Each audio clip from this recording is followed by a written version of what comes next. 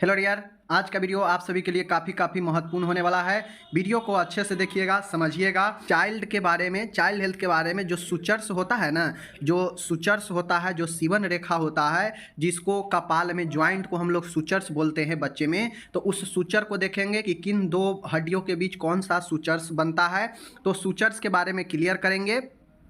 आगे हम यहाँ पे देखेंगे माय डियर, वो हम देखेंगे डायमीटर के बारे में कि कौन से जो है कपाल में कौन सा डायमीटर कितना होता है, व्यास कितना होता है खोपड़ी के हिस्से का। ठीक है, उसके बाद हम लोग देखेंगे फीमेल पेल्विस के बारे में कि कितने प्रकार का होता है, कौन सा जो है पेल्विस बेस्ट होता है एक फीमेल के प्रेगनेंसी के लिए। ठीक है, ये देखेंगे। उसके बाद जो है आपके लिए मैं बहुत ही शानदार यहाँ पे टॉपिक लाया हूँ, देखेंगे तो आपको बहुत सारे चीज़ डाउट क्लियर हो जाएंगे जो इससे पहले आपको डाउट बने हैं। तो चलिए शुरू करते हैं।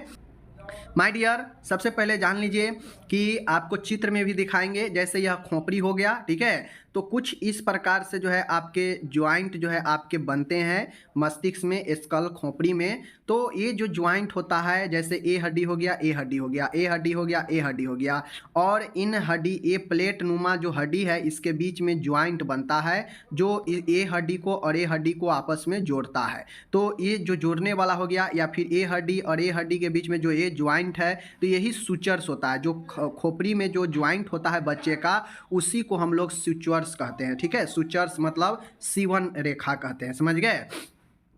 तो माय डियर, आपको देखिए, जो आपको यहाँ पे कुछ निम्नलिखित जो है आपको मैं सुचर्स बताने जा रहा हूँ। 4 सुचर्स बताएंगे, चारों किसके किसके बीच में होता है, आप लोग ध्यान में दिमाग में बैठा लीजिए। आपके एग्जाम में कोई भी पूछ देगा तो कन्फ्यूजन नहीं होता है। जैसे सेजाइटल सेचूर है, जो सेजाइटल जो सुचर होता है, जो सेजाइटल सीवन है, यह जो है 2 बोन, पेराइटल बोन, दोनों पेराइटल बोन फिगर में भी दिखाएंगे, टेंशन नहीं लीजिएगा कि कौन कहाँ होता है। सेजाइटल बोन, सेजाइटल सिचुअर्स जो है किसके बीच में होगा, तो दोनों जो पेराइटल्स बोन होगा उसके बीच में आपके सेजाइटल होता है। ठीक है, सेजाइटल पेराइटल, सेजाइटल से पेराइटल, सेजाइटल सुचर है तो पेराइटल, दोनों पेराइटल बोन के बीच में आपका सेजाइटल सुचर होता है। ठीक है, फ्रंटल बोन है तो फ्रंटल बोन कहने का मतलब है कि दोनों फ्रंटल बोन्स के बीच में जो है आपको फ्रंटल सेचूर पाया जाता है। मतलब दोनों फ्रंटल जो हड्डियां हैं उनके बीच में आपके फ्रंटल सुचर पाया जाता है। तो फ्रंटल सुचर, सेजाइटल सुचर याद हो गया। सेजाइटल पेराइटल, सेजाइटल सुचर दोनों पेराइटल बोन के बीच, फ्रंटल सुचर दोनों फ्रंटल बोन्स के बीच। ठीक है, बच गया 2, कोरोनल सुचर और लेम्बॉयड सुचर। तो कोरोनल सुचर जो होता है आपके, यह एक फ्रंटल और एक पेराइटल के बीच में जो है आपके कोरोनल होता है। ठीक है, यानी आपको ध्यान में रखना है कि एक फ्रंटल अस्थि और एक पेराइटल अस्थि के बीच में जो है कोरोनल सुचर्स होता है। ठीक है, फ्रंटल और पेराइटल के बीच में कोरोनल सुचर्स होता है, समझ गए। आगे है लेम्बॉयड सुचर। लेम्बॉयडल जो सुचर है यह आपके किसके किसके बीच, तो यह जो है सीवन रेखा की दोनों तरफ, लंबॉयड जो है दोनों तरफ होता है, पेराइटल अस्थियों को ऑसिपिटल अस्थि से जोड़ता है। ठीक है, यानी यह पेराइटल और ऑसिपिटल बोन के बीच में आपके लंबॉयड होगा। चीज़ों को समझ गए, कोई दिक्कत नहीं है। एक बार और रिपीट करते हैं। सेजाइटल किसके बीच, तो दोनों पेराइटल के बीच आपका सेजाइटल सुचर। ठीक है, फ्रंटल सुचर दोनों फ्रंटल के बीच में जो है आपके जो है फ्रंटल सुचर होगा। ठीक है, दोनों फ्रंटल बोन के बीच में फ्रंटल सुचर होगा। कोरोनल सुचर की बात करेगा तो यह जो है फ्रंटल और पेराइटल को अलग करता है, तो यह कोरोनल सुचर होता है। और रही चौथा की बात, तो चौथा जो लंबॉयड सुचर है, यह पेराइटल और ऑसिपिटल के बीच में आपके लंबॉयड होता है। ठीक है, तो ये चीज़ें याद रखिएगा तो आपके आसानी से याद हो जाएगा। अब इसी चीज़ को फिगर में चलिए आपको मैं दिखा देता हूँ कि कैसे क्या है।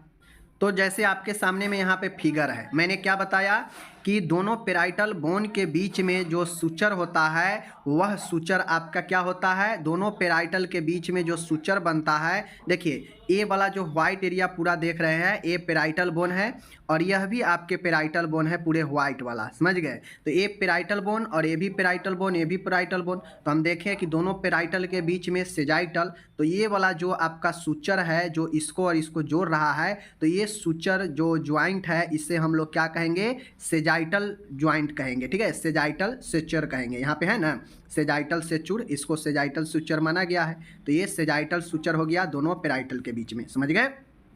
आगे देख लीजिए, एक एक चीज़ों को समझना है, टेंशन नहीं लेना है।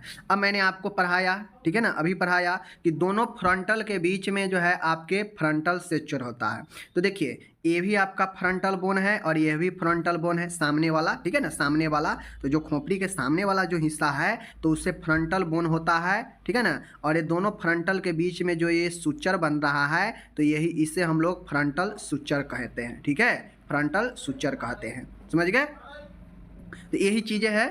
अब आ गया बातें कोरोनल सुचर। तो हम लोग कोरोनल सुचर देखे हैं कि एफ और पी के बीच में सी कोरोनल बनाएगा, यानी एक फ्रंटल और एक पेराइटल के बीच में आपका कोरोनल सुचर बनाता है। अभी ऊपर देखें, ठीक है, देखें ना, मैं आपको और दिखा दूं कि फ्रंटल और पेराइटल के बीच में पढ़ा है कोरोनल। तो मैंने अभी कोरोनल पढ़ा कि एक फ्रंटल और एक पेराइटल के बीच में आपका कोरोनल सुचर है ना, कोरोनल। तो वही चीज़ें को तो अभी देखें। लंबवाइड सुचर किसके, पेराइटल और ऑसिपिटल, यानी पी और सी, पी और ओ के बीच में आपके लंबवाइड, ठीक है ना, पेराइटल और ऑसिपिटल के बीच में लंबवाइड। तो चलिए देखते हैं पी और ओ के बीच में ए।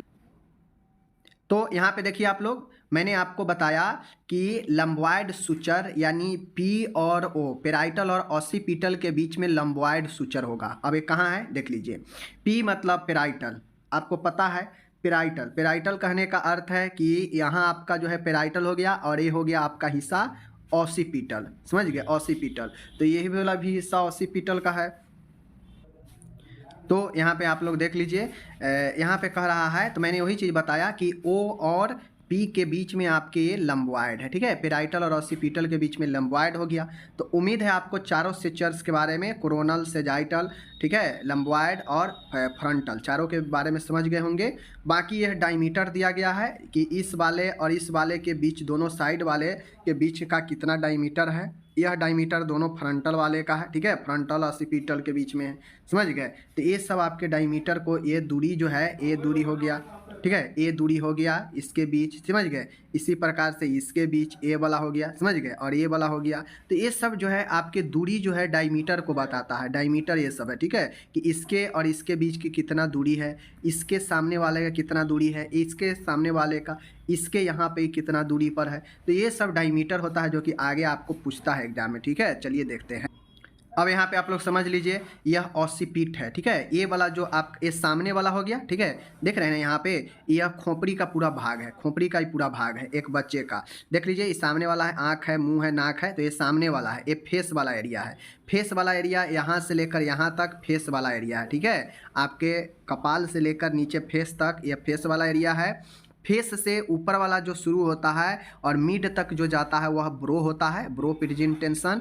और ये जो आपका वर्टेक्स प्रेजेंटेशन जो होता है वह पीछे वाला एरिया, मिड से लेकर पीछे वाला एरिया वर्टेक्स होता है। और फिर काफ़ी नीचे से लेकर आपका गर्दन तक जो होता है वह ऑसिपिटो वाला एरिया होता है, समझ गए। तो ये हो गया प्रेजेंटेशन की बात है। अब यहाँ पे एक महत्वपूर्ण चीज़ें है, यहाँ पे देख लीजिए माय डियर। महत्वपूर्ण चीज़ें क्या है, आपको यहाँ से एग्जाम में प्रश्न पूछता है, बार बार पूछता है कि सब ऑसिपिटो ब्रेगमेटिक, ठीक है, ये सब डायमीटर है, सेंटीमीटर में पूछता है, समझ गए, सब ऑसिपिटो ब्रेगमेटिक। अब ये फिगर में आप जो है यहाँ से समझ सकते हैं, डिस्क्रिप्शन में इसका लिंक दे देंगे, आप लोग समझ लीजिएगा इसको, ठीक है। देखिए यहाँ पे ये नंबर वाइज यहाँ पे दिए गए हैं, 1 नंबर 2 नंबर, टोटल कितना है 5 है। तो पाँचों को यहाँ पे नंबर वाइज दे दिया गया है, आप समझ सकते हैं कि कौन कौन सा नंबर के है। जैसे 1 नंबर पर है सब ऑसिपिटो ब्रेगमेटिक, है ना, तो 1 नंबर का ये है सब ऑसिपिटो ब्रेगमेटिक, ये वाला हो गया। तो इसके बीच का जो दूरी होगा, यानी ऑसिपिटो और ब्रो के बीच में जो होगा वह कितना डायमीटर होगा, 9.5 सेंटीमीटर का, ठीक है।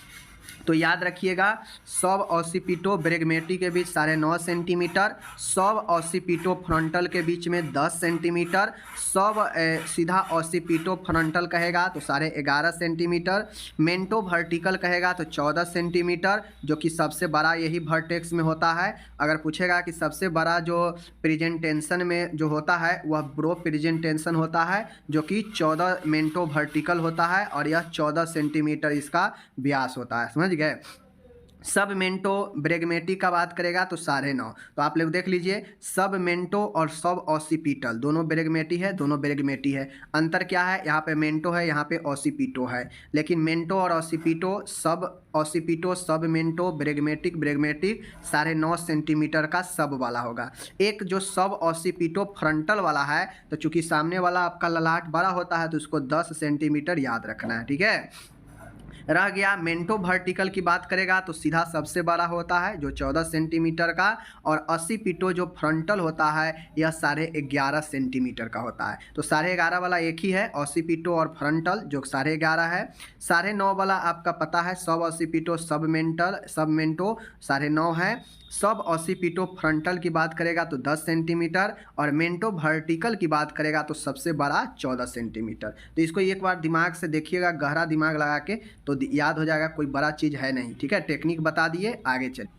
बात करेगा फीमेल पेल्विस का, तो माय डियर कुल मिलाकर फीमेल पेल्विस 4 प्रकार से होता है, ठीक है ना, मनुष्य में। एक होता है गायनिक्वाइड पेल्विस, जो कि इस आकार में इसका जो है खुला जो है इस आकार में खुलता है, और सबसे बढ़िया यही पेल्विस माना जाता है प्रेगनेंसी के लिए महिला में, गायनिक्वाइड पेल्विस, ठीक है। एंड्रॉयड पेल्विस, जो कि आपके यही एंड्रॉयड पेल्विस होता है, और ये एंड्रॉयड पेल्विस है, यह एंथ्रोपॉइड पेल्विस है, और यह पेटी पेल्वाइड पेल्विस है, ठीक है। तो आपके सामने में है गायनिकोलॉइड पेल्विस, एंड्रॉयड पेल्विस, एंथ्रोपोइड पेल्विस और प्लेटी पेल्वाइड पेल्विस। ये कुल 4 प्रकार के पेल्विस दिमाग में रखिएगा, अगर कोई एक पूछ दे, ठीक है, तो उसको याद रखना है। ओके, आगे चलते हैं। बात करेगा कि आपसे पूछेगा कि पेल्विस में कौन कौन से बोन होते हैं, तो कुल मिलाकर पेल्विस में 3 प्रकार के बोन होते हैं, ठीक है, 3 टाइप्स के होते हैं। 2 आपके हिप बोन होते हैं, जिसे 2 इनोमिनिएट बोन्स कहते हैं, इसी को हिप बोन भी कहते हैं। 2 हिप बोन होता है, ठीक है, कुल्हे का हड्डी। एक सैक्रम बोन होता है और एक कॉक्सिक्स बोन होता है, ठीक है। तो कुल मिलाकर 3 प्रकार के बोन होते हैं, लेकिन बोन की संख्या पूछेगा तो 4 बोन मिलकर बनाता है, ठीक है। 2 हिप बोन, एक सैक्रम और एक कॉक्सिक्स, कुल 4 होता है। लेकिन अगर प्रकार पूछ दे तो 3 प्रकार के हड्डी मिलकर पेल्विस को बनाता है, समझ गए, जो कि आपके सामने में है। देख लीजिए, यहाँ पे सारा चीज़ें फिगर है, यही पेल्विस होता है, आपके सब दिए गए हैं। मैं डिस्क्रिप्शन में लिंक दे दूंगा, एक बार अच्छे से फिगर को देख लीजिएगा। सैक्रम ए वाला जो भाग होता है सैक्रम होता है, पूंछ के जो भाती होता है वह कॉक्सिक्स होता है, समझ गए। और यहाँ पे एक ज्वाइंट होता है, वही आपका क्या होता है, हिप बोन होता है, समझ गए। बाकी देखने के लिए बहुत सारा दिया गया है ज्वाइंट, आप इसको देख लीजिएगा, डिस्क्रिप्शन में मैं PDF का लिंक दे दूंगा, समझ गए। अब आपको यहाँ पे प्रस्तुति प्रेजेंटेशन पूछेगा, तो माय डियर प्रस्तुति का मतलब होता है कि बच्चा किस स्थिति में है, ठीक है, और उसी स्थिति में जन्म भी होता है बच्चे का। तो कुल मिला के 3 प्रकार के आपको जो है माना जाता है। एक होता है सिफेलिक प्रेजेंटेशन, एक ब्रीच प्रेजेंटेशन और एक सोल्जर प्रेजेंटेशन। तो सबसे जो अच्छा माना जाता है सिफेलिक प्रेजेंटेशन के, जिसमें आपका सर नीचे होता है और पैर जो है ऊपर की तरफ होता है, ठीक है। तो यह सिफेलिक प्रेजेंटेशन में भी सबसे बढ़िया प्रेजेंटेशन जो माना जाता है वह वर्टेक्स प्रेजेंटेशन को माना जाता है। बाकी तीनों में से अगर कोई भी प्रेजेंटेशन बच्चा का अगर जन्म के समय है तो वह सिफेलिक प्रेजेंटेशन ही होता है, बट वर्टेक्स प्रेजेंटेशन इसमें सबसे बढ़िया माना जाता है, समझ गए। और ब्रीच प्रेजेंटेशन का मतलब होता है कि ब्रीच में होता यह है नितंब प्रस्तुति, कि बच्चा का जो पैर होता है नीचे की तरफ होता है, सिर ऊपर की तरफ होता है, ठीक है। पैर नीचे होता है तो इसमें जो नितंब होता है कुल्हा वह नीचे ही रहेगा ना, सिर ऊपर होता है जो कि एक गड़बड़ पोजीशन है, यह पोजीशन ठीक नहीं होता है जन्म के लिए, ठीक है। ये पोजीशन हो गया, समझ गए। बाकी यहाँ पे आप लोग फिगर में देख सकते हैं, यही आपका सिफेलिक प्रेजेंटेशन है, जिसमें सिर नीचा है पैर ऊपर है, ठीक है। ब्रीच प्रेजेंटेशन देख सकते हैं, नितंब नीचा है सिर ऊपर है, जो कि ये गड़बड़ पोजीशन होता है। सोल्जर पोजीशन, जो कि आपके सिर भी मुड़ा रहता है, पैर भी मुड़ा रहता है, और जो सोल्जर होता है वह प्रस्तुति भाग में होता है। तो यही आपका जो है प्रेजेंटेशन हो गया, ठीक है, और यही है आपका। तो बाकी हम लोग यहाँ पे 7 जो है देख लिए, अच्छा टॉपिक्स। आप लोग ज़रूर बताइए कैसा लगा, और मिलते हैं अगले वीडियो में। तब तक के लिए PDF डिस्क्रिप्शन में रहेगा। धन्यवाद।